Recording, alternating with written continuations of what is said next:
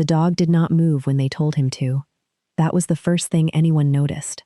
Not the size of him, not the tactical vest still clipped to his chest, not the way his eyes tracked every person who passed through the corridor of Whitmore Regional Medical Center on a cold Tuesday in November. What they noticed first was that he simply would not go where they pointed. The security officer pointed toward the exit.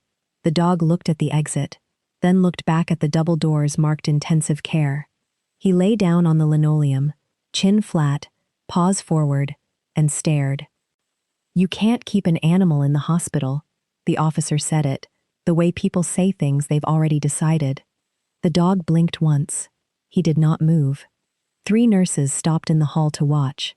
A transport aide stood with an empty wheelchair and forgot to push it.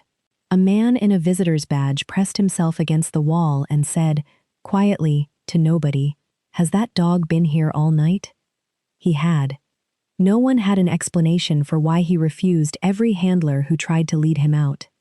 No one could explain why he turned his head, without fail, toward those particular doors every 40 seconds, as if he was keeping time. And no one, not the officer, not the charge nurse, not the facilities coordinator who was called in at 6 in the morning, could explain why the dog's name tag read one word that meant nothing to any of them: Paladin.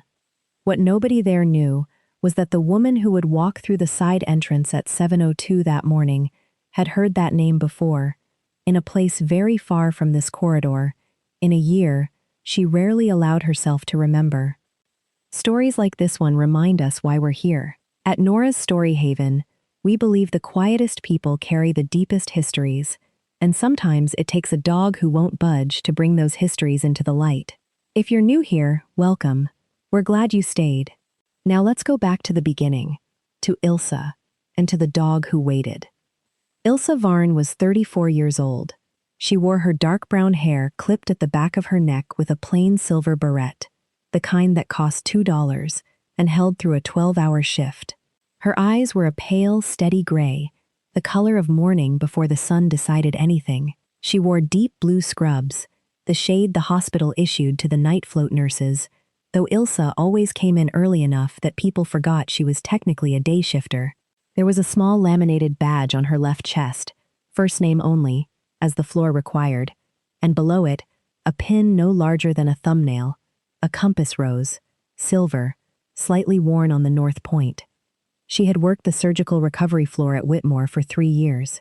Before that, something else. She didn't discuss it.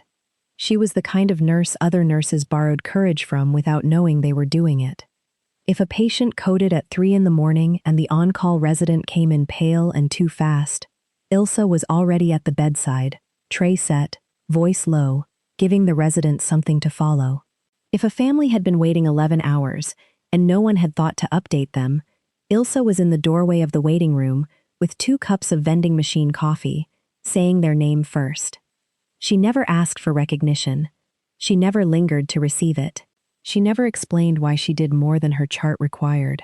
Priya Solano was her closest friend on the floor, a recovery nurse with 4 years more seniority, and a laugh that arrived before the rest of her. Priya noticed things.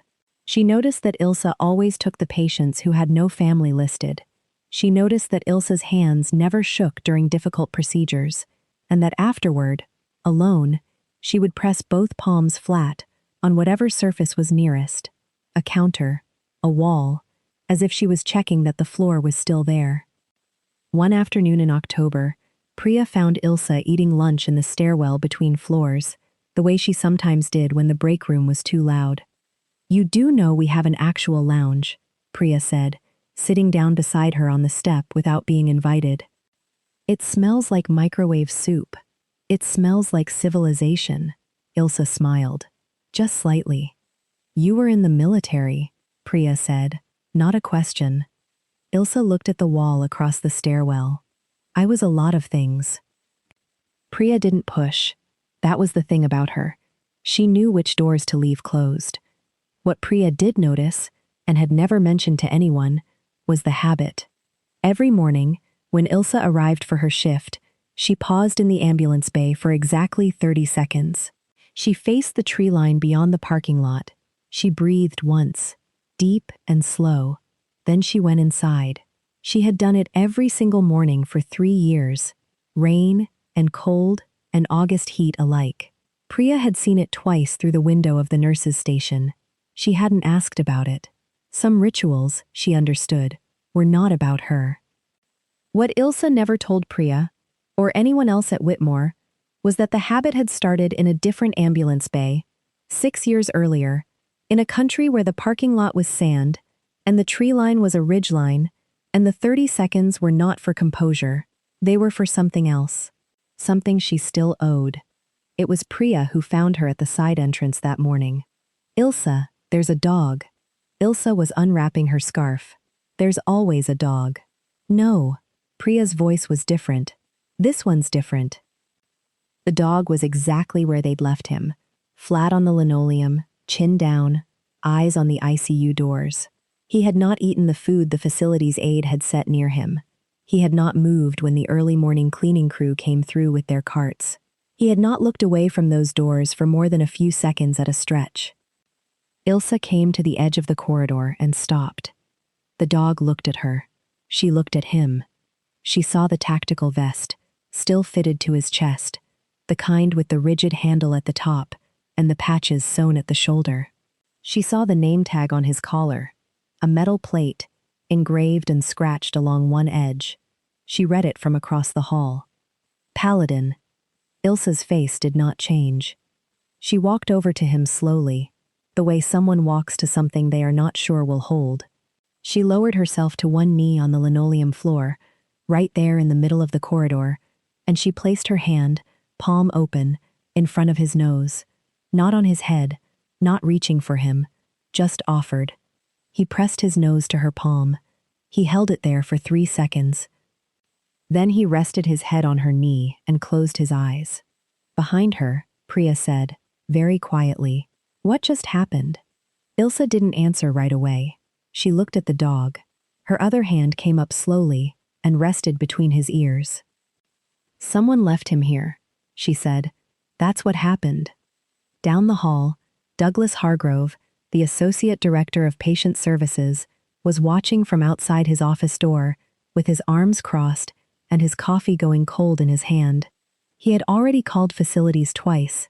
He had already spoken with the attending physician on the ICU floor, who had explained that the dog belonged to a Marine currently in critical care, that no family had arrived, that the military liaison officer who had brought the dog in the night before had been called away to another situation, and that the dog had simply refused to leave the building. Hargrove had determined that this was a liability issue. He had been planning to call animal control when the nurse showed up and sat down on the floor in the middle of his hospital. He stood in his doorway a moment longer. Then he said, to no one in particular, "Someone find out who that nurse is and what she thinks she's doing." Priya, who was close enough to hear, said, to no one in particular, "Her name is Ilsa Varney, and what she's doing is the only reasonable thing anyone has done here since midnight." Hargrove did not seem to find this helpful. He called a meeting for 8 o'clock. He called it a situation review. He assigned it a conference room on the 2nd floor with a window that looked directly out onto the corridor below, where Ilsa was still sitting on the linoleum, her back against the wall now, Paladin's head still on her knee, her charts open on her lap, her pen moving steadily through her morning documentation. 3 nurses paused at the window going past. One of them said, "She's doing her paperwork." Another one said, "She's not moving him."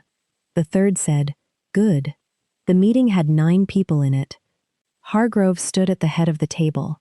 He explained that hospital policy did not permit animals in clinical areas, that the situation was untenable, and that the nurse in question had been asked twice this morning to encourage the animal toward the exit, and had failed to do so on both occasions. "She didn't fail," said the ICU charge nurse, a tall woman named Dr. Marin Cho, who had been awake since 2 in the morning and was not in the mood.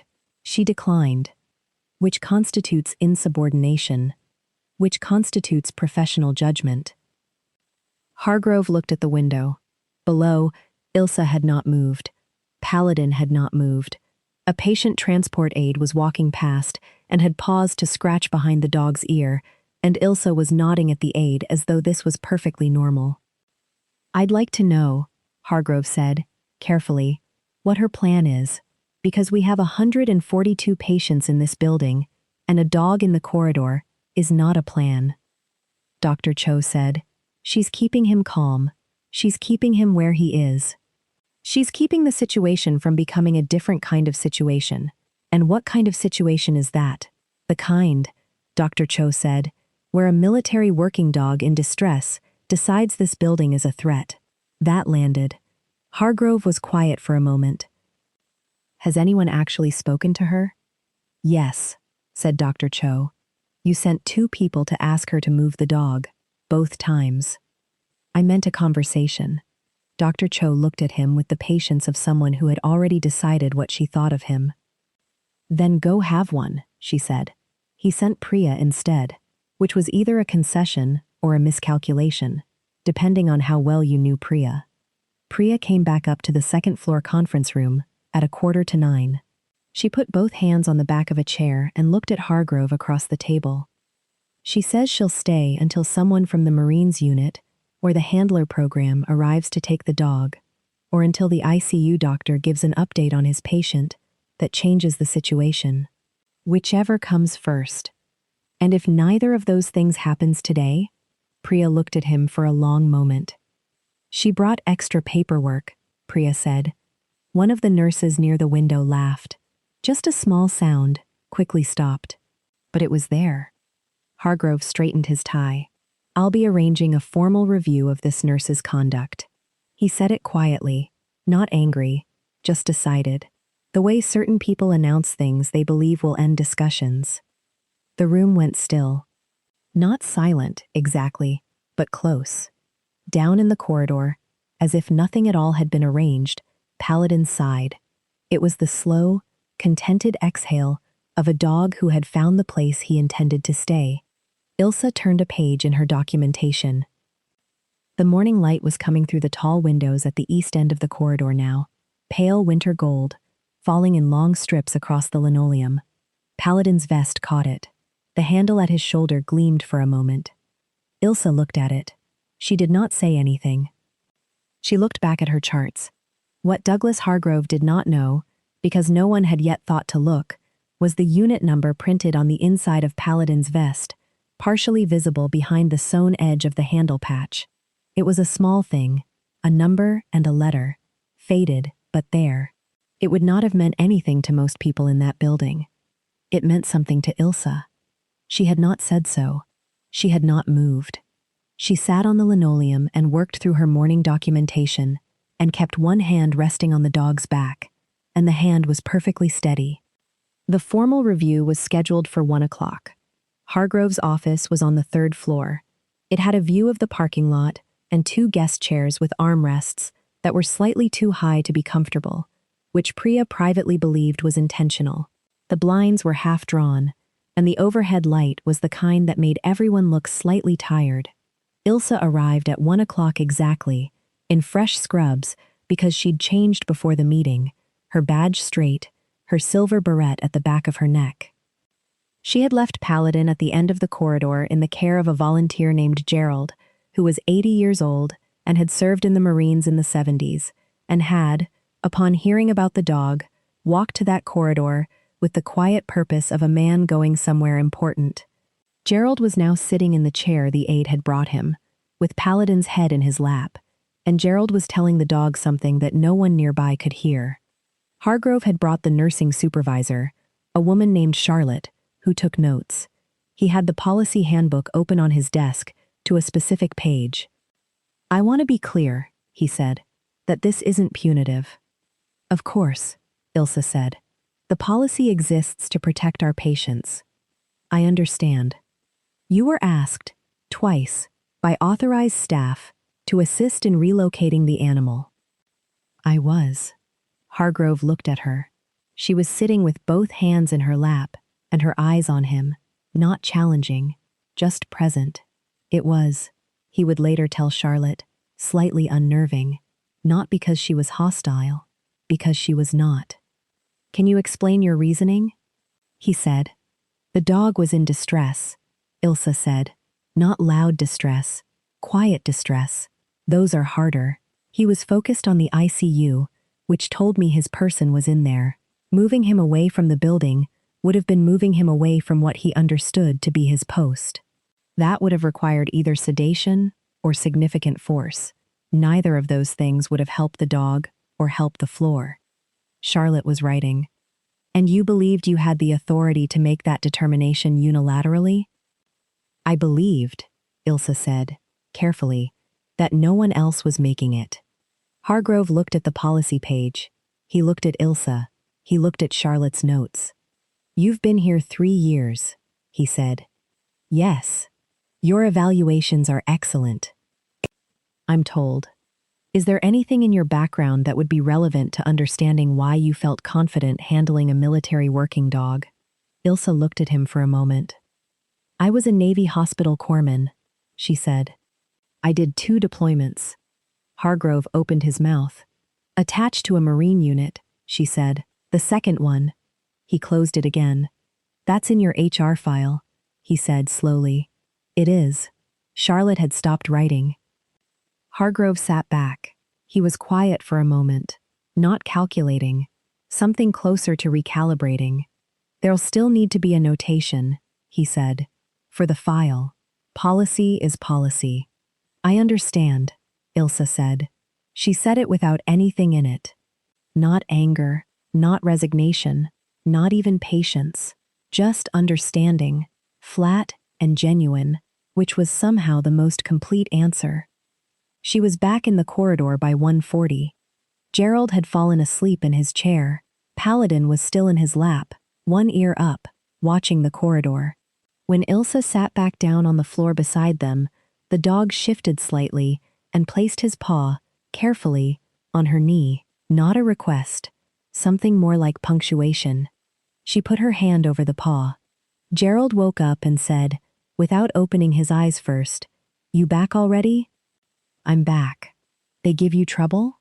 "A little." "Good trouble or bad trouble?" Ilsa considered this. "Policy trouble," she said. Gerald made a sound that was not exactly a word. It was at 2:17 in the afternoon that Colonel Warren Sisk walked into Whitmore Regional Medical Center. He was 61 years old, upright in the way of a man who had decided that posture was a form of courtesy to others, with close-cropped gray hair and the kind of face that had spent years outdoors deciding things. He wore civilian clothes, a dark jacket and plain trousers, but he carried himself in the way that made the security officer at the front desk stand slightly straighter without quite knowing why. He had driven 3 hours. He had been told there was a dog. The nurse at the front desk pointed him down the corridor. He walked the length of it, and he saw Paladin before he saw anyone else, because that was the kind of dog Paladin was, and then he saw the woman sitting beside the dog on the floor. He stopped. He stood very still for several seconds. Then he said, quietly, a name, just one, not the dog's name, a word, or a title, or something between the two, spoken the way people speak words they have not used in a long time. Ilsa looked up. Sisk's face was not easy to read. It had lines in it that came from decisions rather than age. But right now, looking at her, something behind those lines shifted. Varn, he said. Ilsa stood up. She did it without hurry. Colonel Sisk. He looked at the dog. He looked at her. He looked at the dog again. How long have you been sitting on this floor? Since 7:02 this morning. He pressed his lips together for a moment, something that was not quite a smile. He let you? Sisk said, meaning the dog. He initiated it, Ilsa said. Sisk crouched down and ran his hand along Paladin's head, and Paladin turned and pushed his nose into the man's hand, and then turned back to look at Ilsa, as if checking. He was 3rd Unit's dog, Sisk said, still crouched. Before reintegration, he served with Corporal Theron Mast for 4 years. Something passed across Ilsa's face. It was there for only a second, and then it was not. I know who Theron Mast is, she said. Sisk looked up at her. How? It was not a question. It was the thing people say when they already know the answer, might take time to be ready. Same unit, she said. Second deployment. I was the attached corpsman. Sisk stood up slowly. Behind them, Priya had come into the corridor. She had been passing, but she stopped. 2 nurses from the floor had come to the far end of the hall, and also stopped. A resident physician paused in the doorway of the supply room. No one said anything. Sisk turned to face the small, quiet audience that had gathered, and then he turned back to Ilsa, and his voice, when he spoke, was measured and low, the voice of a man who had given many briefings and knew the weight of words. She saved his life, he said. Not to her. To the corridor. Fallujah Province, November, 6 years ago. A patrol took fire. 3 casualties, 1 critical. The assigned field team was down. Corpsman Varney treated the critical casualty under active fire and kept him stable for 40 minutes until extraction. One of the nurses near the wall put a hand over her mouth. Priya did not move. She was recommended for a commendation. Sisk looked at the middle distance. She declined the ceremony. I wasn't trying to be recognized, Ilsa said. Her voice was low. I was trying to do the job. Silence. Then Priya said, very quietly, the dog knows. Everyone looked at Paladin. He was sitting up now, his head turned toward Ilsa, his dark eyes steady on her face. He was there, Sisk said. Dogs remember that way. Not the incident, the person, the quality of the hands, the sound of the breathing. He waited all night because he remembered who you are. Ilsa looked at Paladin. Paladin looked at Ilsa. The winter light from the east windows was lower now, amber and long. It lay across the linoleum in a way that made the corridor look less like a hallway and more like somewhere else entirely. Sisk said, the corporal is stable. Ilsa breathed. It was a small breath, but everyone near enough to see it saw it. He asked about the dog, Sisk added, before he went under. The first thing he said when they brought him around was the dog's name. Of course it was, said Gerald, from his chair, his eyes open now, and no one had expected him to speak, and everyone was glad he had. Ilsa stood for a moment with one hand resting on top of Paladin's head. She said, to Sisk, can Theron have visitors? Family only, until tomorrow. She nodded. She accepted this easily. She did not push. Priya was watching her. Priya said, you knew him. Ilsa looked at her. Before today, Priya said, you knew Theron Mast. Ilsa was quiet for a moment. Not evasive, just sorting through the accurate words. I kept him breathing, she said, for 40 minutes. And when they loaded him into the helicopter, I never saw him again. That was 6 years ago. The corridor was very still. Then Ilsa looked at Sisk and said, will you tell him Paladin is well? Sisk held her gaze. You could tell him yourself, he said. She considered that. Tomorrow, she said, when it's the right time. Sisk nodded. He reached into his jacket and placed something in her hand. A card, worn at the corner, with a unit designation and a phone number. For your records, he said, in case they ask you about authorization for the dog. It was the most elaborate way anyone had ever said you were right without saying you were right. Ilsa understood this. Thank you, she said. Hargrove appeared at the end of the corridor. No one had seen him come down from the 3rd floor. He stood there with his hands in his jacket pockets, reading the scene. He read Sisk's jacket, the card in Ilsa's hand, the dog sitting calmly beside her, and Priya's face, and the nurses at the wall, and Gerald in his chair. He was quiet for a long time. Then he said, I may have been working with incomplete information. Nobody laughed. Not out of cruelty, just because no one needed to. Priya said, would you like to meet Colonel Sisk? Yes, Hargrove said, and his voice had lost some of the clipped quality. I think I would. And that was how Douglas Hargrove crossed the corridor and shook the hand of the man who knew what Ilsa Varn had done with herself for the years she'd never mentioned. and how the notation he'd put in her file that morning became, by the following week, something he requested be administratively withdrawn, which Charlotte processed without comment and with a small, private satisfaction. Paladin stayed through the afternoon. He ate the food Gerald brought from the vending area because Gerald found out he liked a particular brand of jerky and purchased 7 packets from a machine on the first floor and distributed them at measured intervals. The dog ate each one politely and resumed his watch. Sisk sat with Gerald for an hour, and the two men talked in the way of people whose separate military decades made them fluent in the same quiet language. Priya brought them both coffee and did not interrupt.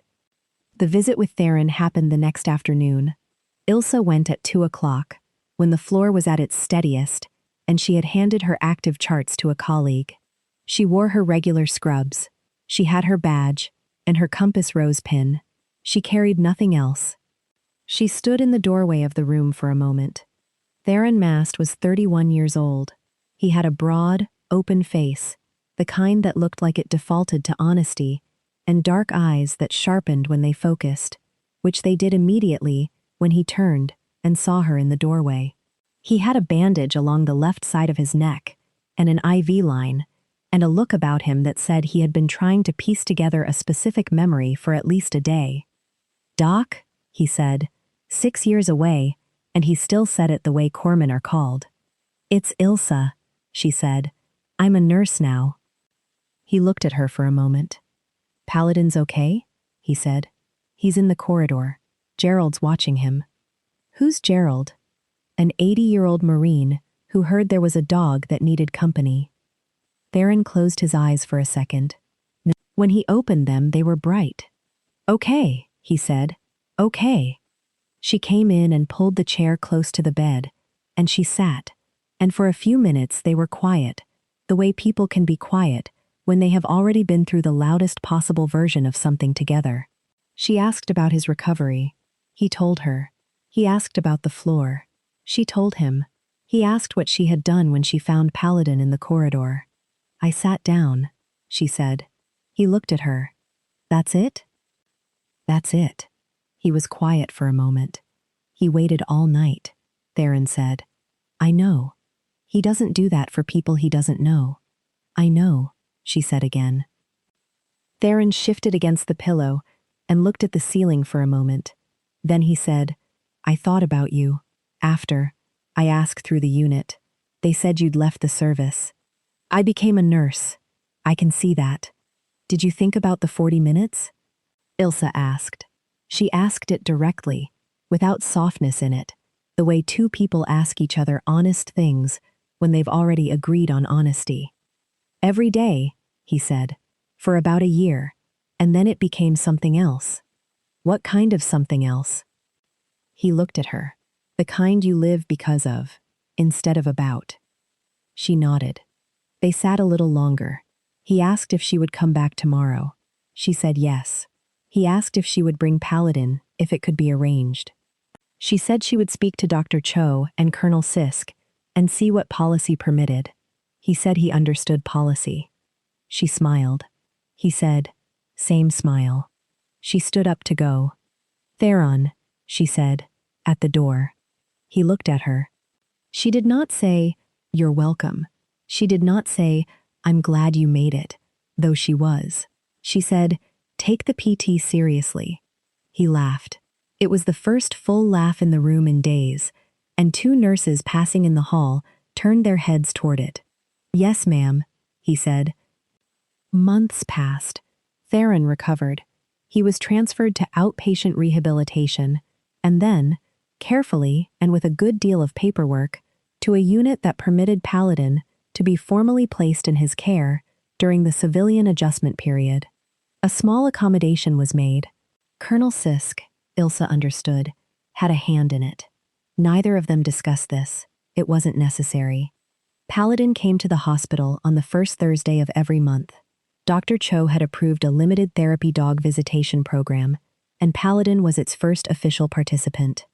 Gerald was listed as his primary volunteer escort, which Gerald considered one of the better assignments of his adult life. The dog moved through the rooms in his vest, calm and deliberate, stopping where he was needed, and the staff on the floor stopped calling them visits and started calling them rounds. Theron came with him every month. He would stop at the nurse's station. He would nod to whoever was there. He would find Ilsa, eventually, and say something straightforward, and not much of it, because they were both people who used words carefully. There was a child on the floor in March, a 7-year-old named Danny, whose mother had been in surgical recovery for 5 days, and who had been waiting in the family area with a coloring book and a kind of patience that was too large for her age. Paladin sat beside her on the second Thursday visit. She put down her coloring book and studied him with great seriousness. "Did he fight in a war?" she asked Theron, who had sat down nearby. "He helped people," Theron said. "The same thing?" Theron looked at Ilsa, who was standing at the counter filling out a form. "Sometimes," he said. Danny looked at Paladin. She looked at Ilsa. She said, "What did she do?" Theron said, "She sat down beside someone who needed her, a long time ago. And then she did it again." Danny looked at him. "That's all? That's the whole thing," he said. Danny seemed to accept this. On the wall near the nurse's station, in a simple frame that Dr. Cho had approved in February, there was a small print. Ilsa had not put it there, and would not have put it there herself. Priya had ordered it, and Gerald had found the frame, and Theron had suggested the words, and Charlotte from Hargrove's office had quietly approved the wall space. It read, in plain letters, "The ones who stay are the ones who matter." The frame was small and level, and stayed straight, no matter how many times the corridor door swung. Ilsa passed it every morning when she came in from the ambulance bay, where she still paused for 30 seconds, still faced the tree line, still breathed once, slow and full. She never stopped doing it.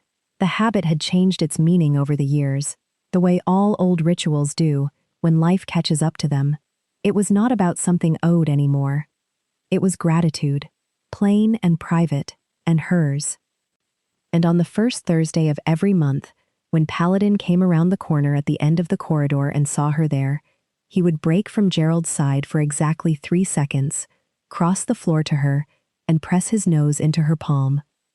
Not because she had a treat, not because anyone was watching, because some things, once given, are never taken back.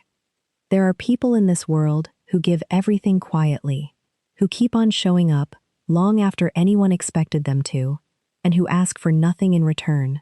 We look for those people here because we think they deserve to be seen. If this story found something true in you, if there is someone in your life who stayed when they could have walked away, we would love to hear about them in the comments. And if you would like to be here for the next story, we hope you will stay. This community is built by people who believe that quiet courage is worth telling about. Thank you for listening.